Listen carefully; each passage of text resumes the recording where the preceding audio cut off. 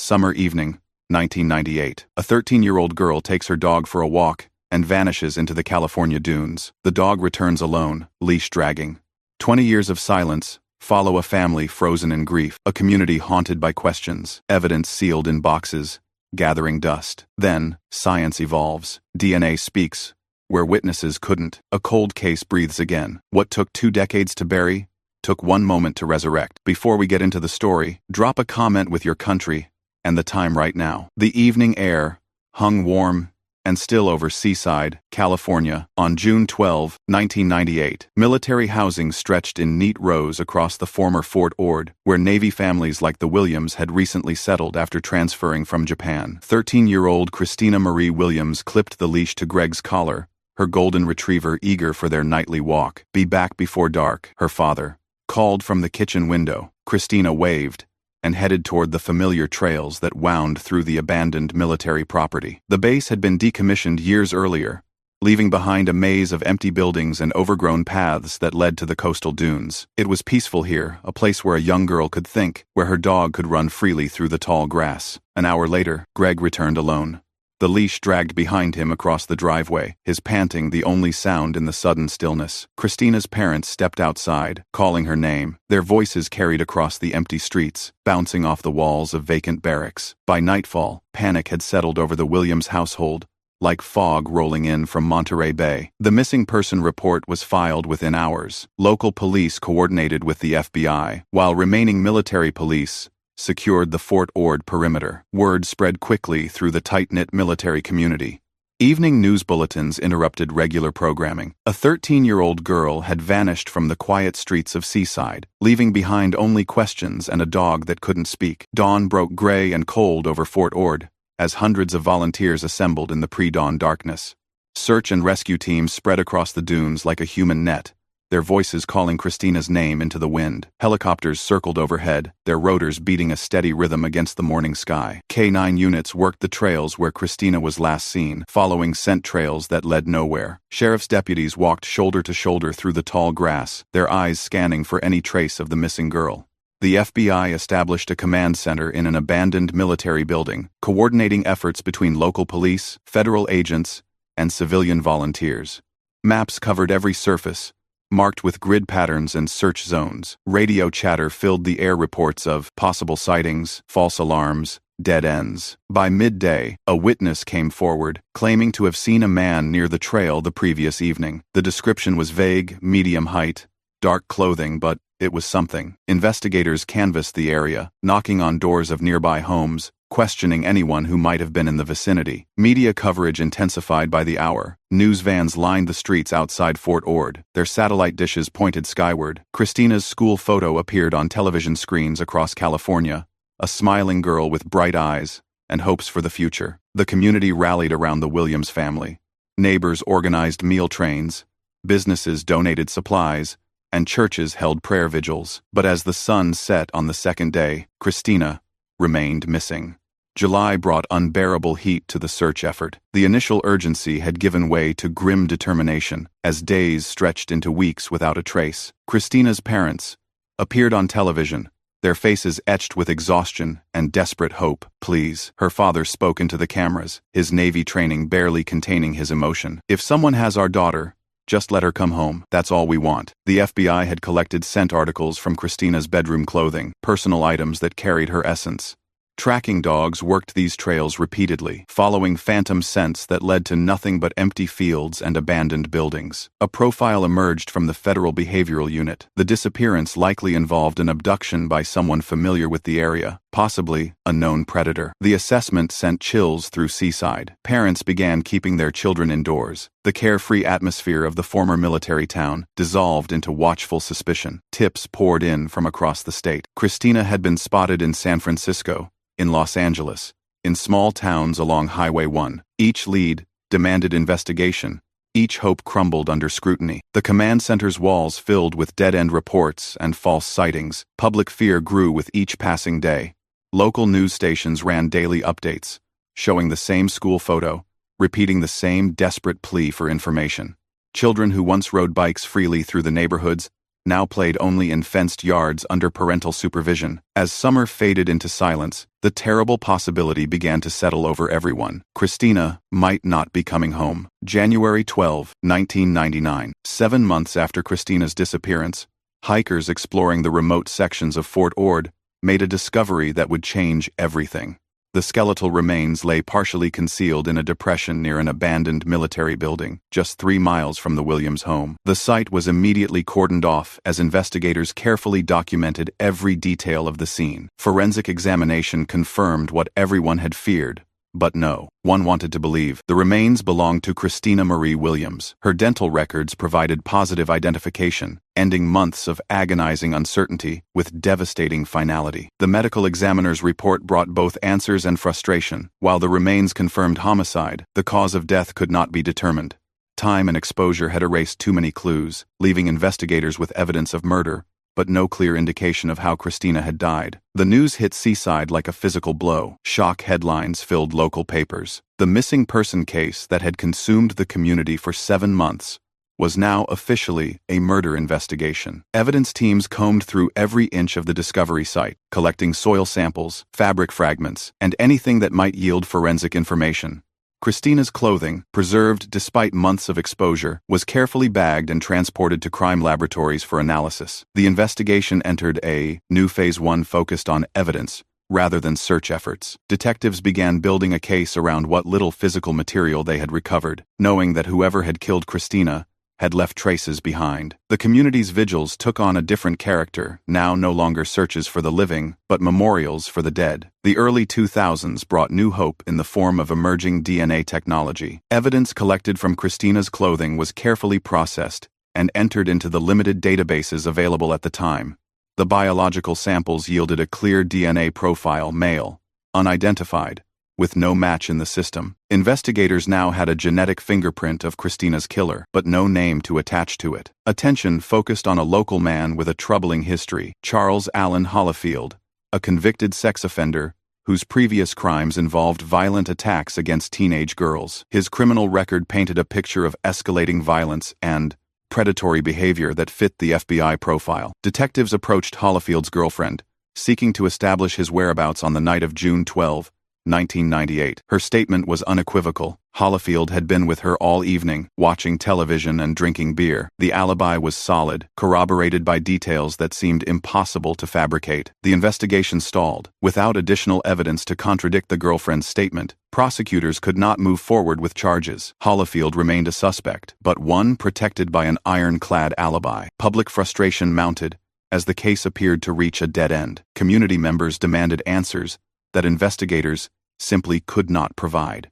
The Williams family maintained their dignified silence, attending memorial services and advocating for continued investigation. Evidence from the scene remained carefully preserved in climate-controlled storage, waiting for technology to advance or new information to emerge. The case files stayed open on detectives' desks, a constant reminder of justice delayed but not abandoned. The middle years of the 2000s brought quiet frustration to the Christina Williams investigation. Detectives rotated assignments, but the case files remained meticulously maintained, evidence preserved according to evolving forensic standards. Budget constraints limited the scope of forensic retesting as newer cases demanded resources.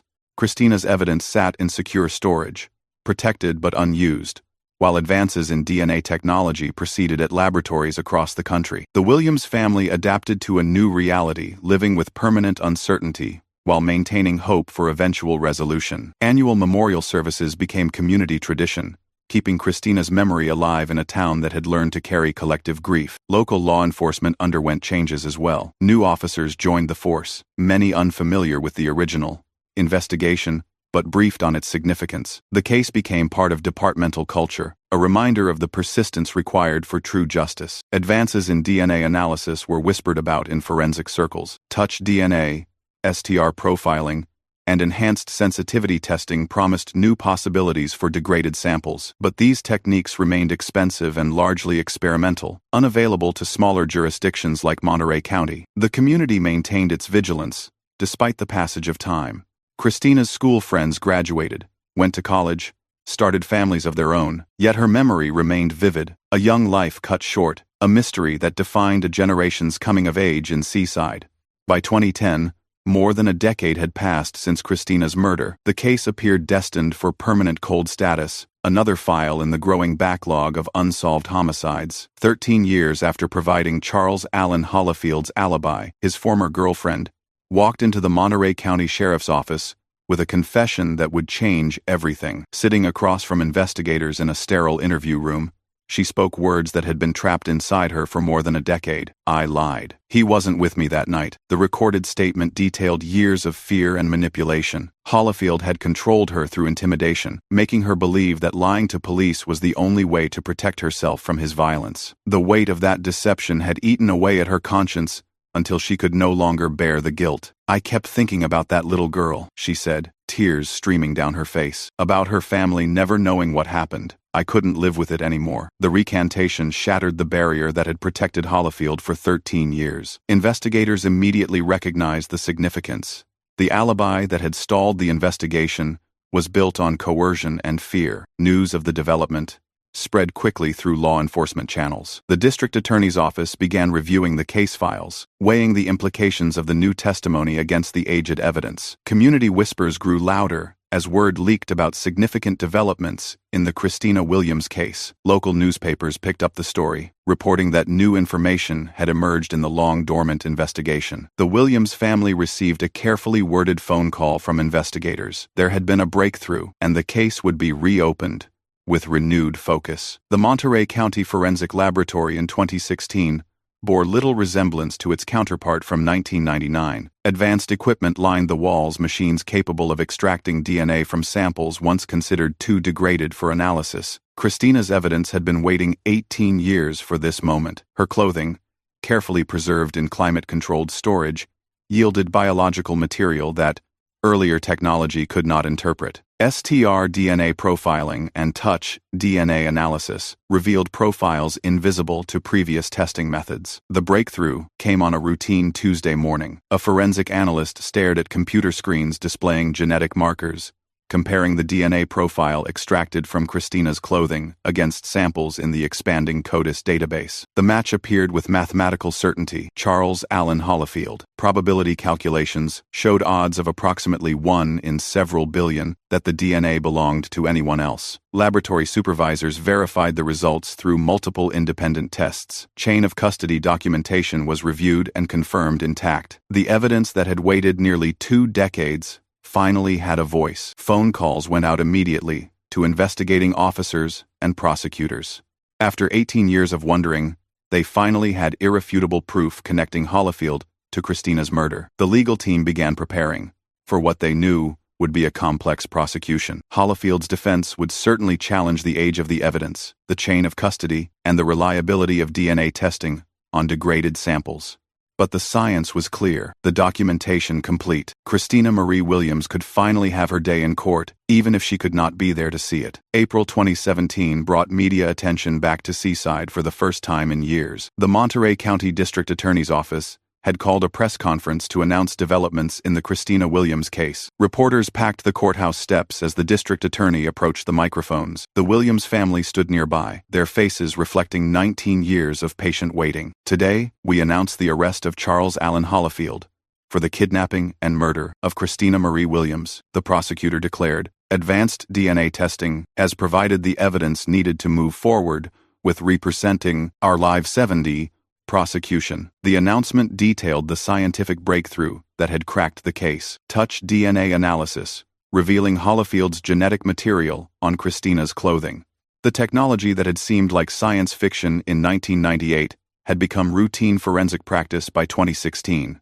Hollifield's criminal history was presented to the media, a pattern of sexual violence against young women stretching back decades. Previous convictions demonstrated escalating behavior that culminated in Christina's murder. Public reaction was swift and emotional. Relief mixed with outrage as community members processed the news. The man they had suspected for years would finally face justice, but questions remained about the years lost to a false alibi. Local television stations led their evening broadcasts with the arrest announcement.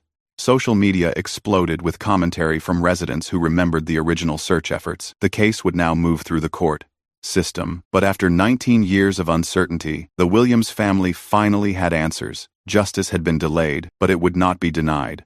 Pre-trial motions began in earnest throughout 2018 as Hollifield's defense team mounted challenges to the prosecution's evidence. The central issue became the integrity of DNA samples preserved for nearly 2 decades. Defense attorneys questioned every aspect of evidence handling, from the original crime scene collection to long-term storage protocols. They argued that 18 years had provided numerous opportunities for contamination or degradation. Chain of custody documentation became crucial. Prosecutors produced meticulous records showing how Christina's evidence had been maintained under federal standards since its collection in 1999. Temperature logs, access records, and handling procedures demonstrated the integrity of the preservation process. Local talk radio buzzed with debate about the case. Some callers questioned whether justice delayed so long could still be meaningful. Others argued that Christina deserved her day in court, regardless of the time elapsed. Monterey County Superior Court became the focal point for renewed community attention. The courthouse steps, where the arrest had been announced, now hosted regular gatherings of supporters and protesters alike. Legal experts weighed in on television news programs, discussing the precedent-setting nature of the case. DNA evidence from the 1990s had never been tested with such advanced techniques before going to trial. The defense filed multiple motions to suppress evidence, challenging not just the DNA testing, but also the circumstances of the girlfriend's recantation. Each motion was carefully argued and ultimately denied by presiding judges. By late 2019, it became clear that the case would proceed to trial. All pre-trial challenges had been exhausted, and the evidence would finally be presented to a jury. December 2019 brought an unexpected development that would reshape the entire trial process. Charles Allen Hollifield made a decision that surprised prosecutors, defense attorneys, and court observers alike. In a quiet courthouse chamber, Hollifield signed legal documents, waiving his right to a jury trial. More significantly, he also waived his right to future appeals, effectively limiting his options if convicted. The decision meant that a single judge, Pamela Butler, would determine his fate. No panel of 12 citizens would weigh the evidence. Instead, one experienced jurist would evaluate the case and render verdict. Legal analysts debated the strategy behind Hollifield's decision.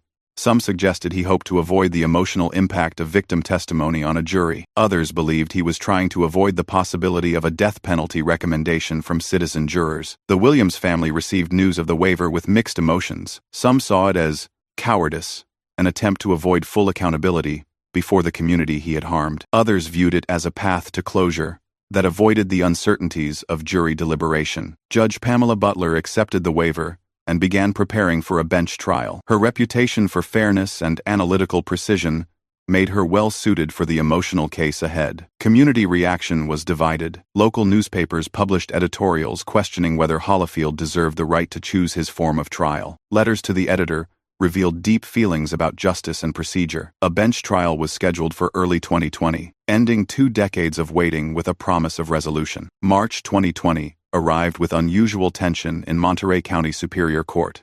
The Christina Williams murder trial was finally beginning, 22 years after a 13-year-old girl had vanished from a seaside trail. Judge Pamela Butler called the proceedings to order as lawyers took their positions. The courtroom was packed despite media restrictions, with Christina's family occupying the front row and community members filling every available seat.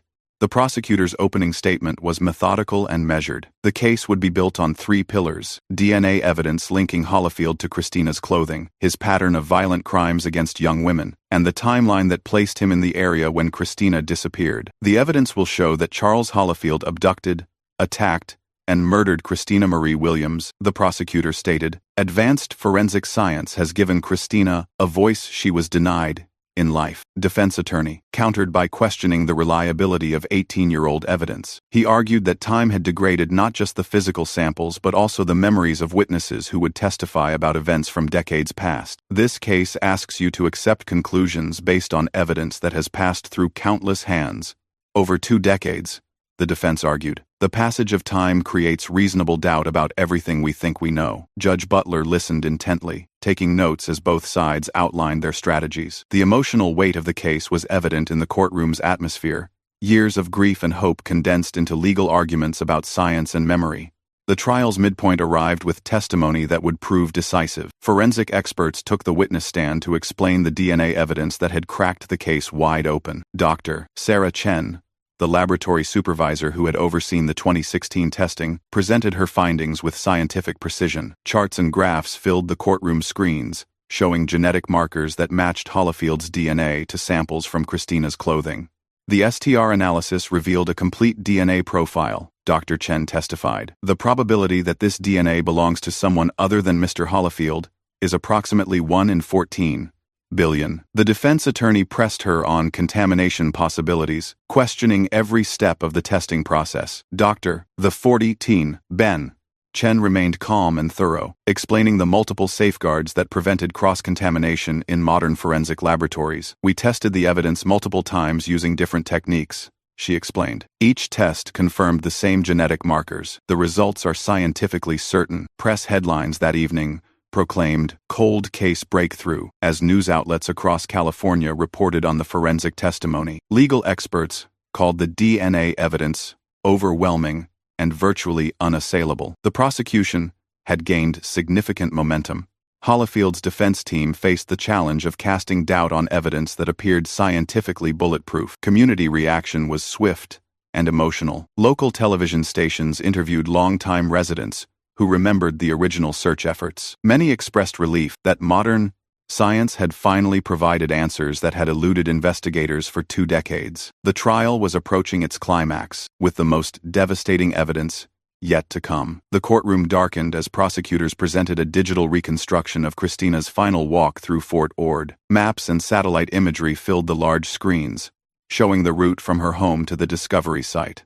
Investigators had spent months creating the presentation, overlaying 1998 photographs with modern GPS coordinates to recreate the scene as it existed when Christina disappeared. The abandoned military buildings, overgrown trails, and isolated areas where a crime could occur unobserved were mapped with precision. This analysis shows the probable path Christina took that evening, the lead detective testified. The abduction likely occurred in this area, approximately half a mile from her home. A witness who had remained silent for over 20 years came forward with new information. She recalled seeing a vehicle similar to Hollifield's pickup truck parked near the trail entrance on June 12, 1998. The memory had been dismissed at the time as irrelevant, but DNA evidence had given it new significance. The defense challenged the reliability of decades-old memories, arguing that media coverage had contaminated witness recollections. The cross-examination was intense, but failed to shake the witness's core testimony. Emotional reactions were visible throughout the courtroom gallery. Christina's father sat with his hands clasped tightly, his jaw set as he listened to testimony about his daughter's final moments. The reconstruction painted a vivid picture of isolation and opportunity, a young girl walking alone through an area where predators could operate without detection. The setting had provided perfect conditions for tragedy. The prosecutor's case reached its emotional peak with testimony about Hollifield's pattern of violence against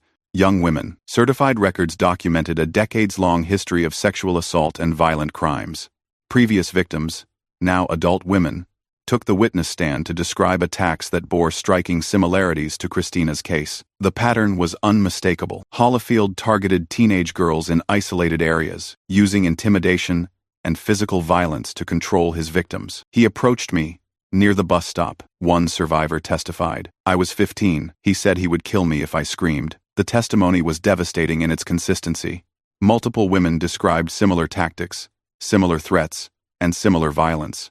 The attacks had escalated over time, suggesting that Christina's murder represented the culmination of Hollifield's criminal progression.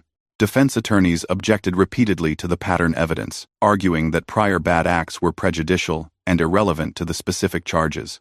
Judge Butler overruled most objections, finding that the evidence demonstrated a clear behavioral pattern relevant to Christina's case. Survivor advocacy groups issued statements supporting the victims who had found the courage to testify. The women had carried these traumatic experiences for decades, and their willingness to speak publicly was seen as both brave and crucial to the pursuit of justice. The courtroom atmosphere grew heavier with each testimony. Christina's family listened as prosecutors built an irrefutable case that Hollifield was not just a suspect but a serial predator whose violence had finally been exposed. The prosecution rested its case with confidence that the evidence spoke for itself. The defense's case relied heavily on procedural challenges and scientific skepticism. Hollifield's attorneys argued that 2 decades had created too many opportunities for error, contamination, and false conclusions.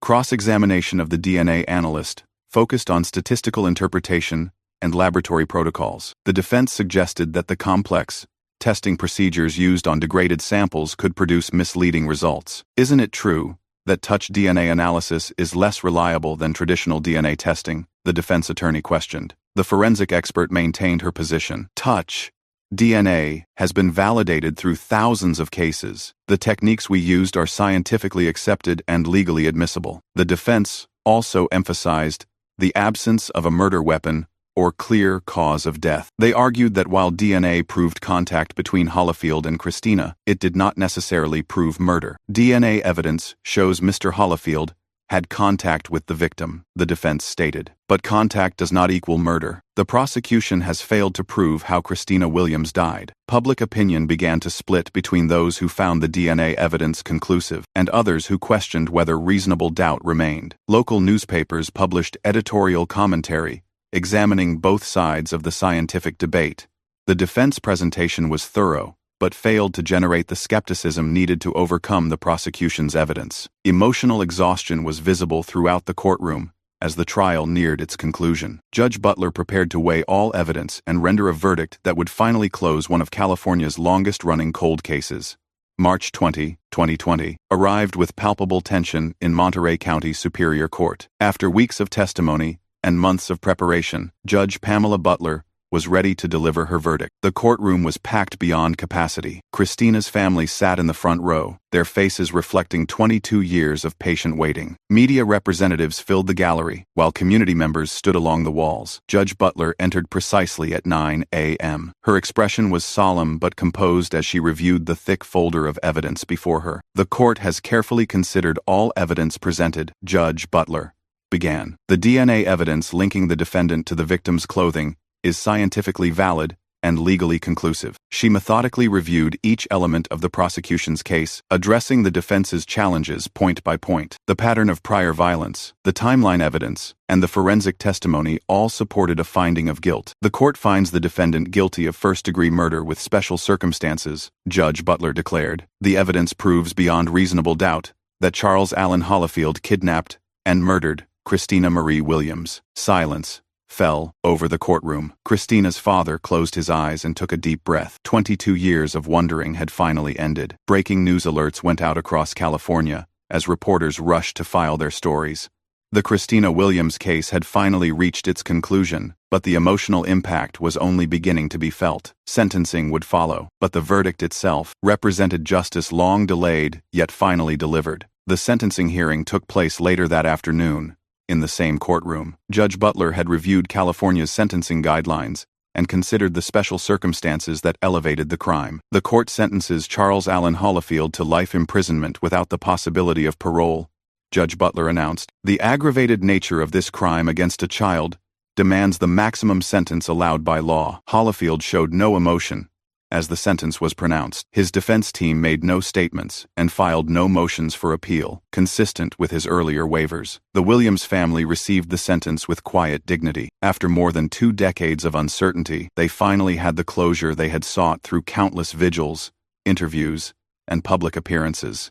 Legal experts noted the significance of the case for cold case prosecutions statewide. The successful use of advanced DNA testing on decades-old evidence would encourage other jurisdictions to re-examine their unsolved cases. Community reaction was overwhelmingly positive. Local news stations reported that justice had finally been served for Christina Marie Williams. The formal conclusion of the case marked the end of one chapter, but the beginning of another. Christina's legacy would live on through the precedent her case had set for forensic science and cold case investigation. On the courthouse steps following sentencing, Christina's father addressed the media and community members who had gathered. His statement reflected both gratitude and the complex emotions of achieving justice after such a long wait. "Today, we finally have answers," he said, his voice steady, despite the emotion in his eyes. "We can stop wondering what happened to our daughter. We know who took her from us, and we know he will never hurt another family." He thanked the investigators who had preserved evidence for over 20 years. The forensic scientists who had developed the technology to analyze degraded samples, and the community that had never forgotten Christina's story. Christina would be 35 years old today, he continued. We can't bring her back, but we can honor her memory by ensuring that justice prevails, even when it takes decades to arrive. That evening, Seaside held a candlelight vigil at the memorial site where Christina was discovered. Hundreds of community members gathered, many holding photos of the young girl, who had become a symbol of persistence and hope. Local clergy offered prayers for Christina's family, and for the healing of a community that had carried this burden for over 2 decades. The vigil was both a celebration of justice achieved and a mourning for the life that had been lost. The event drew media attention from across California, with news outlets highlighting the community's remarkable endurance through years of uncertainty. In the forensic laboratory, where the breakthrough had occurred, scientists reflected on the technological advances that had made Christina's case possible. The evolution from basic DNA testing to advanced STR analysis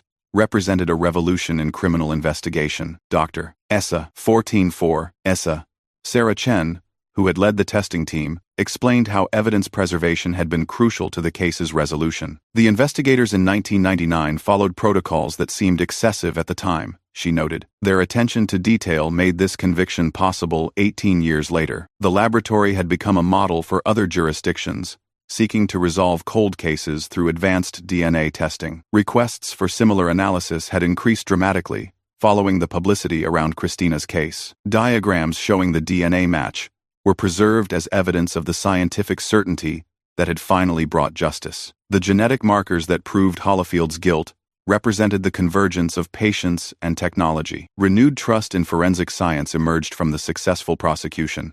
Community members who had questioned whether old evidence could still be reliable found their confidence restored by the scientific rigor demonstrated in court. The case had also raised important questions about older, unresolved investigations. Local law enforcement agencies began reviewing their cold case files, seeking similar opportunities to apply modern technology to preserved evidence. Funding for DNA analysis increased across California, as legislators recognized the potential for resolving decades-old crimes. Christina's case had demonstrated that justice delayed did not necessarily mean justice denied. The Monterey County District Attorney's Office began using Christina's case as a model for cold case investigation and prosecution. The successful combination of witness reevaluation, advanced forensic testing, and persistent investigation became a template for other jurisdictions.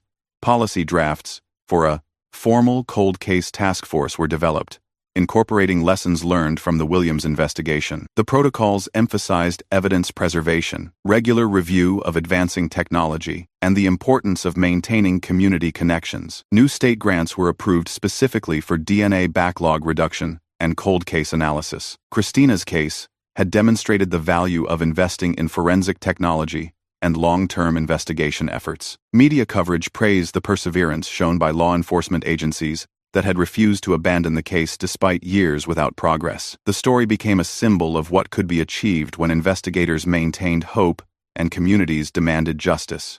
Other families with missing or murdered loved ones began contacting the Monterey County Sheriff's Office, seeking similar reviews of their cases. The success with Christina's investigation had renewed hope for families who had given up on finding answers. Legal experts noted that the case would likely influence cold case prosecution strategies nationwide. The successful use of advanced DNA testing on decades-old evidence provided a roadmap for similar investigations. The establishment of formal cold case protocols ensured that future investigations would benefit from the lessons learned through Christina's case. Her legacy extended beyond justice for her own family to improved procedures for all victims of unsolved crimes. A memorial plaque was dedicated at the Fort Ord trailhead near where Christina's remains had been discovered. The ceremony brought together the community that had searched for her, grieved for her, and finally found justice in her name.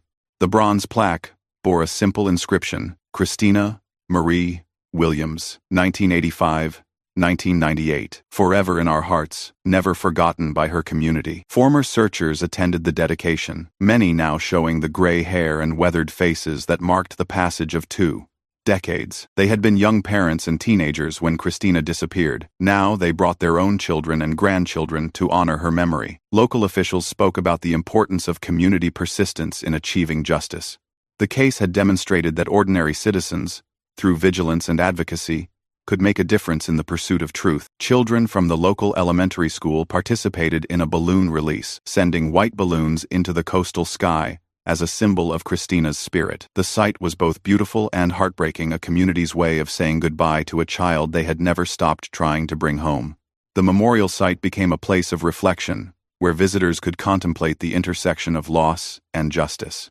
The trails where Christina had once walked with her dog were transformed from a scene of tragedy into a testament to community love and persistence. The dedication marked a transition from grief to remembrance, from uncertainty to peace. Seaside's town hall hosted a ceremony honoring the volunteers, investigators, and community members who had sustained the search for Christina Williams across more than 2 decades. Public service awards were presented to those whose efforts had made justice possible. The ceremony attracted representatives from law enforcement agencies across California who wanted to learn from Monterey County's successful cold case prosecution. Christina's case had become a teaching tool for departments struggling with their own unsolved investigations. Local officials announced that over 200 cold cases statewide had been selected for re-evaluation using similar techniques to those employed in the Williams investigation. The ripple effects of Christina's case would potentially bring closure to dozens of other families. Community members expressed a sense of pride, mixed with exhaustion. They had maintained hope when hope seemed pointless, preserved evidence when